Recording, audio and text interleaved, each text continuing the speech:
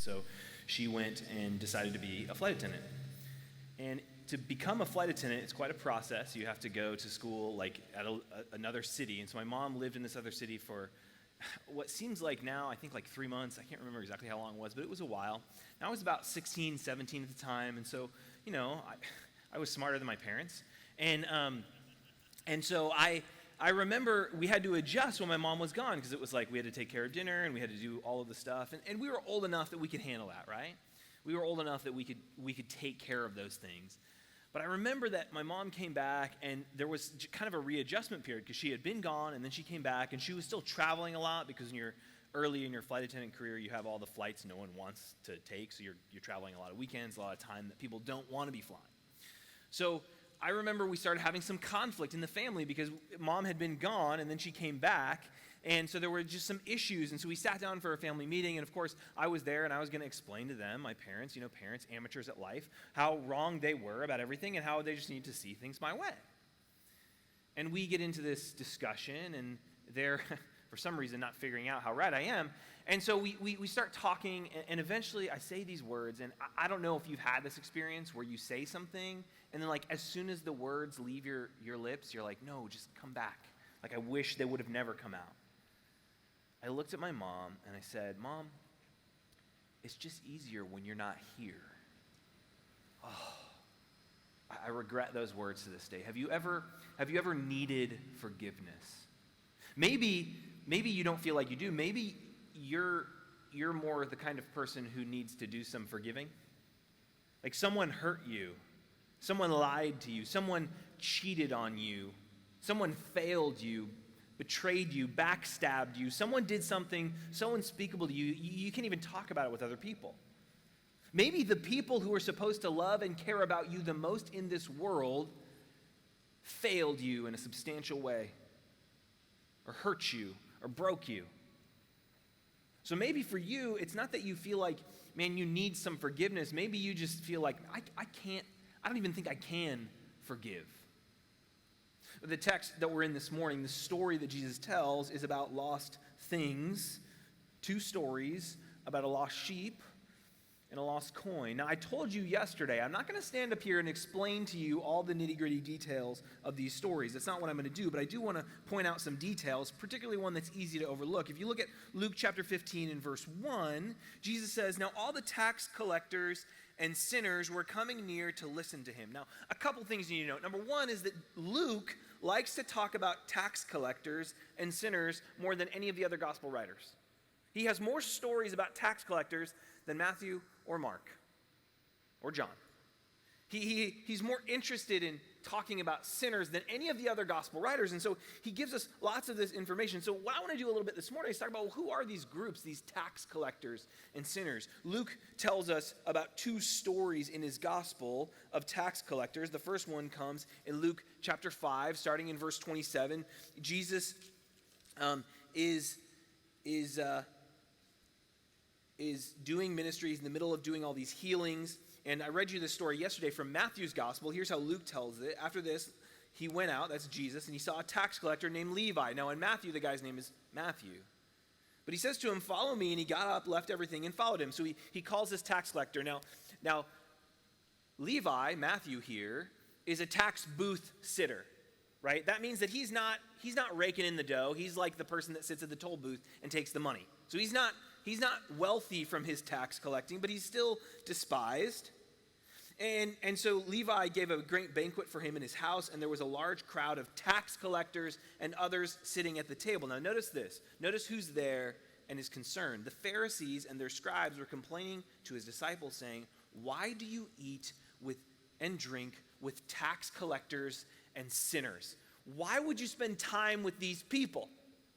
Now, what is it about tax collectors that makes them so despised? We're all like first century Jews, just like libertarians. They hated taxes. No. Here's how taxes, particularly this kind of taxation, worked in the ancient world. Well, what happened is these people were called tax farmers. And so you'd have one person that was making a bid. All right, I'm going to collect $1 million in taxes. And this person over here is saying, well, I can collect $1.5 million in taxes. Who do you think the government is going to pick to collect the taxes? The 1.5, right? We're going to get more money, and so we're going to pick the tax collector who's going to give us the most money. But here's the other thing that's kind of frustrating about it. The tax collector, in order for the tax collector to make money, they have to tax enough to pay the government and a little extra to pay themselves. So a tax collector is someone who is basically willing to say, you know what, I'm going to sell out my people, I'm going to rob them blind with the power of the government, and line my own pockets in the process.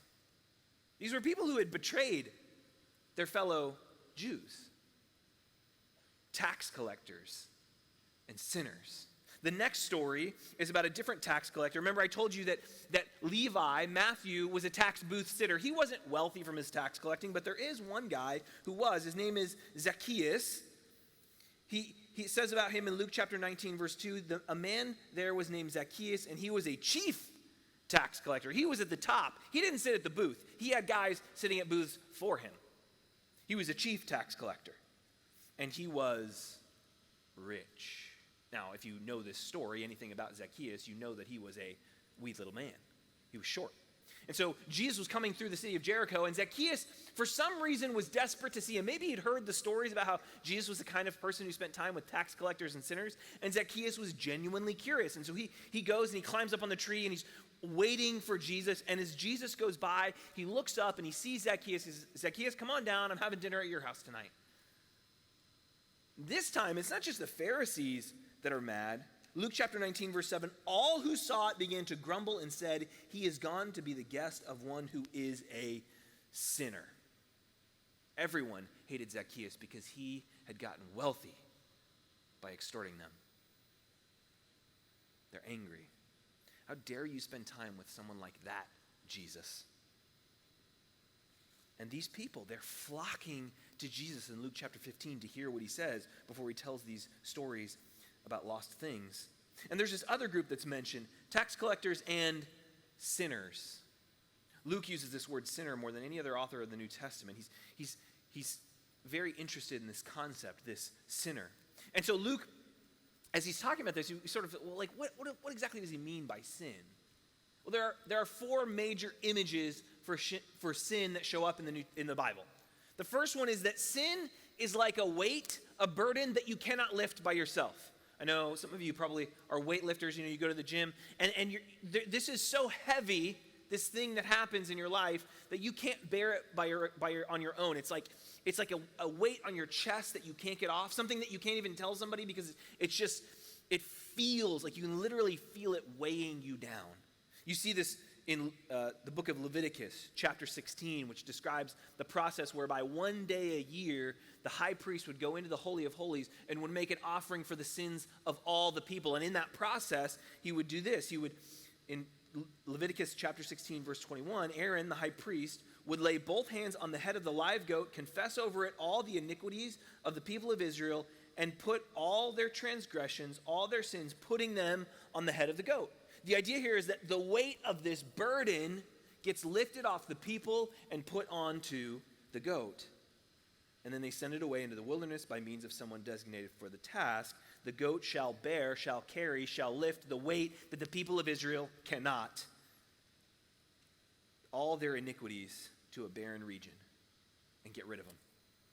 We can't lift this weight, and so God is going to lift it for us by means of this ritual. So sin is like a burden, a weight that you cannot lift on your own.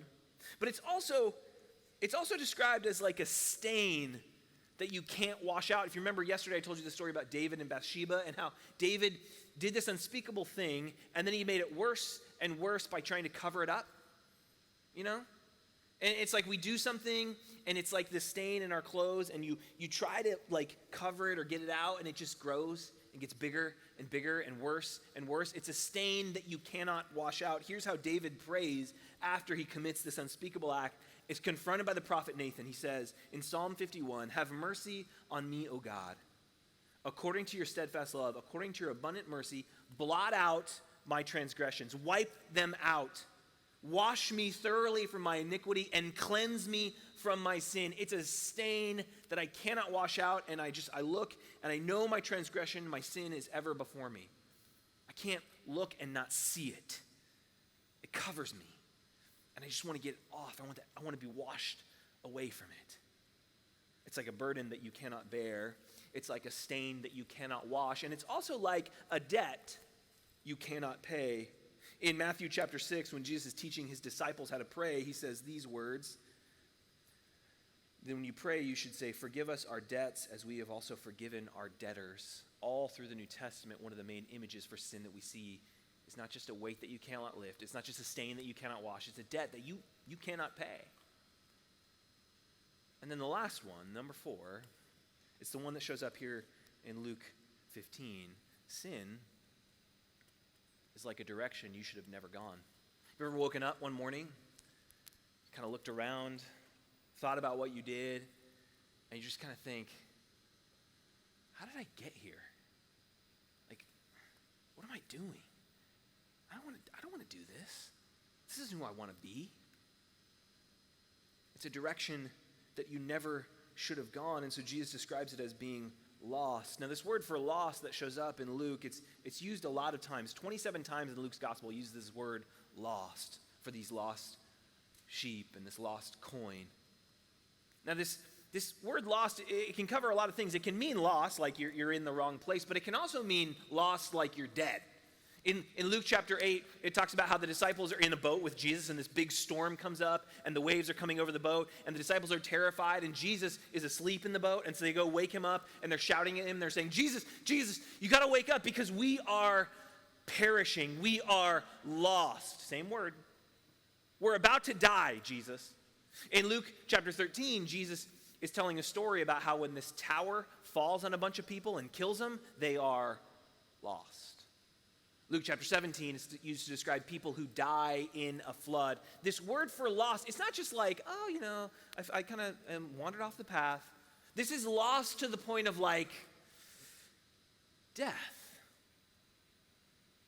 Lost. You have any weights you cannot lift, any stains you cannot wash, any debts that you cannot pay, any directions you should have never gone?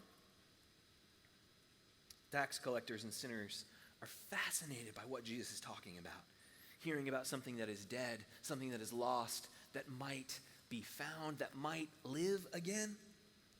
But then there's this other group, Pharisees and scribes, grumbling, saying, "This fellow welcomes sinners, and he eats with them."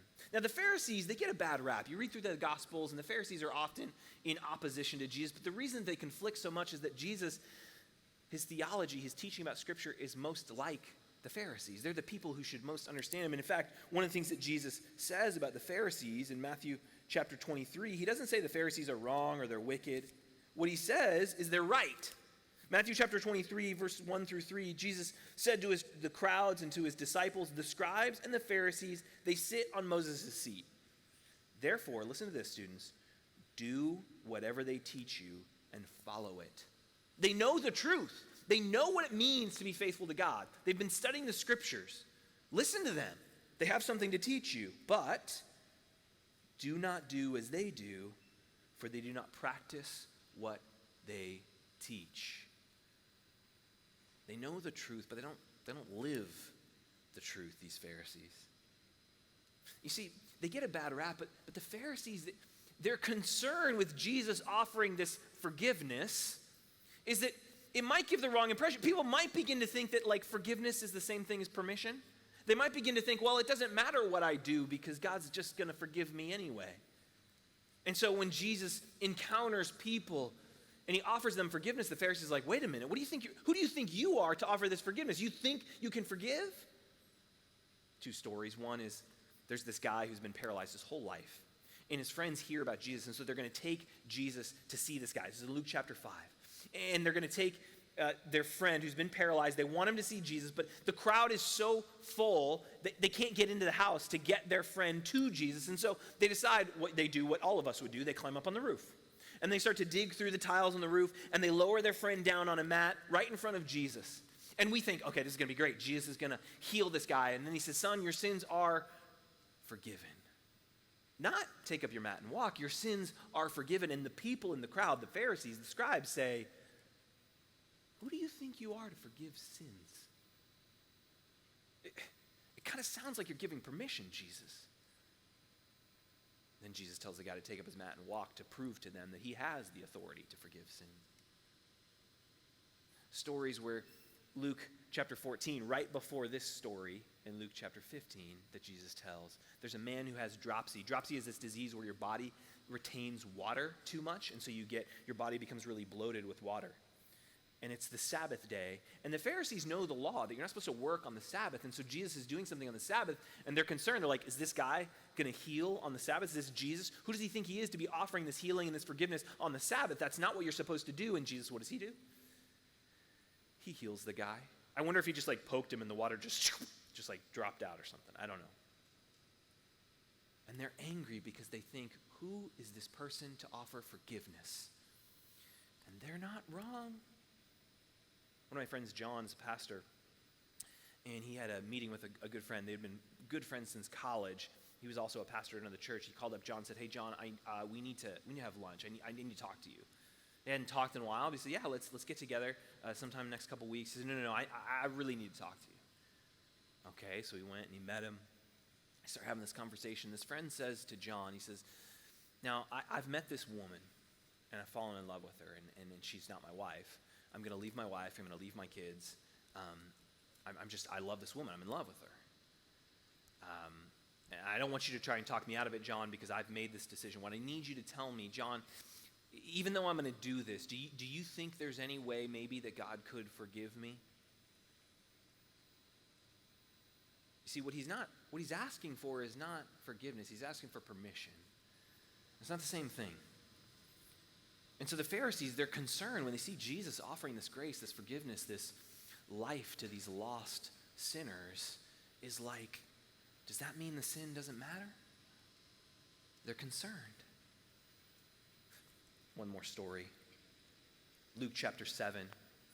It's the last story I'm going to tell you. It's about sinners and Pharisees, and it's about this woman.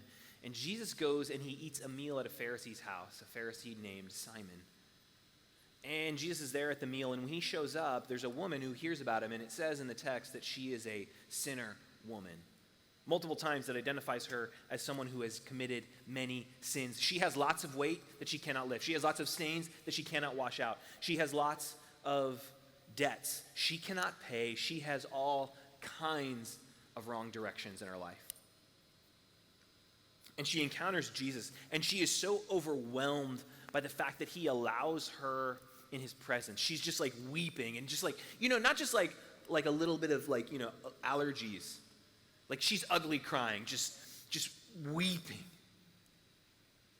And she's kissing his feet, and she pours ointment on his feet, and she washes his feet with her hair. She is so overwhelmed by the fact that she has this burden that she cannot lift, that she has this debt that she cannot pay, that she has this stain that she cannot wash out, that she's gone all the wrong directions, and she is just so in awe and thankful for the fact that Jesus allows her to be with him. And the Pharisees are sitting around there going, if this guy were a prophet, he would know what kind of woman is touching him, that she is a sinner and doesn't deserve to touch him. And Jesus tells a story about unpaid debt and forgiveness. Students, do you identify with the woman, the sinner, or do you identify with Simon? She doesn't deserve this forgiveness. She has too much debt, too heavy a weight, too deep a stain. Father, I pray this day as we're thinking about what it means to be lost, to be dead in our sin. God, I pray that you would show these students that they can get forgiveness and that you call them to give